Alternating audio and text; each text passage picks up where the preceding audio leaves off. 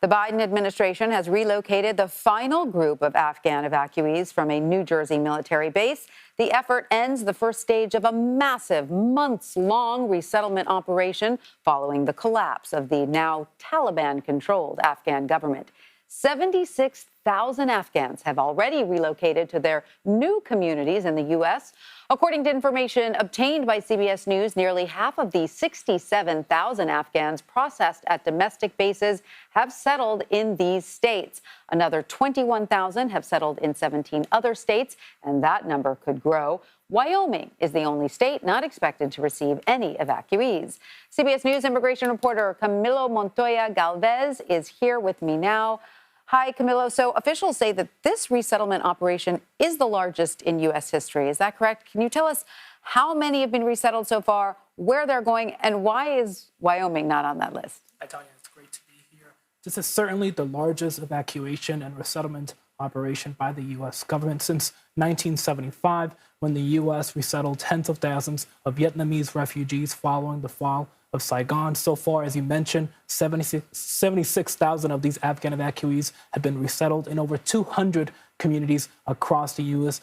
Many of them were processed at these military installations where they underwent vaccination against the coronavirus and other diseases, as well as immigration paperwork. We know that half of the evacuees processed at these military installations have resettled in 8 states, including Texas and California. Another dozen states have received each more than 1,000 evacuees. And as you mentioned, Wyoming is the only state that we understand is not set to receive any evacuees. Is that because state officials have said we don't want any evacuees, or why is that? It's unclear, but there is not the same resettlement infrastructure in that state compared to these larger states. Okay, we know you'll dig into that and find the answer. Okay, so we know that top FEMA official Bob Fenton has been leading these resettlement efforts. You spoke with Fenton. What did he tell you? So Bob Fenton, who is a DHS official overseeing this effort, said that this is the largest operation of its kind.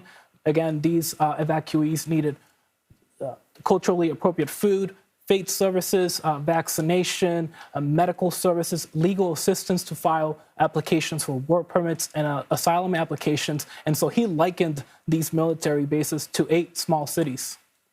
Let's hear some of your interview with him. I think this population is special. These are individuals that work for the United States and supported our military in war over the last decade. And so there's a lot of unique stories. I've had the opportunity to walk through the bases, hear these stories, met a woman who's resettling to Minnesota that looks forward to being a teacher there and giving back to the United States. Many of these people want to enter our communities. They want to be accepted. Just amazing to walk among the kids and see the smiles and have led a very vulnerable life. And so we, as Americans, need to help accept them in, help them get situated, and welcome to the United States. So Bob Fenton is very welcoming. Do we know if the majority of Americans feel as welcoming? Polling does seem to indicate, Tanya, that a majority of Americans support helping and resettling Afghans who directly assisted U.S. military forces during the 20-year war in Afghanistan. And to be frank, this is a rare immigration policy that has garnered bipartisan support, including from Republicans in Congress. However, some conservative Republicans have expressed concern about the way these evacuees were vetted and screened.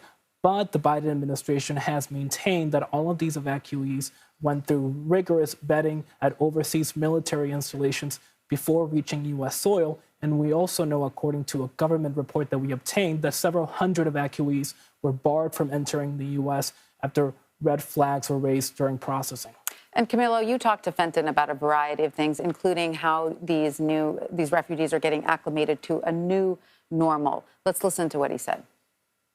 One of the things we were focused on was safety of not only the Afghan population, but communities in the United States. So to ensure that all the age-appropriate vaccinations were provided to our guests as they evacuated was important. Plus doing all the screening and vetting overseas and again at our ports of entry to ensure of who we were letting in the United States, and that from a security standpoint, we were making good decisions in that respect.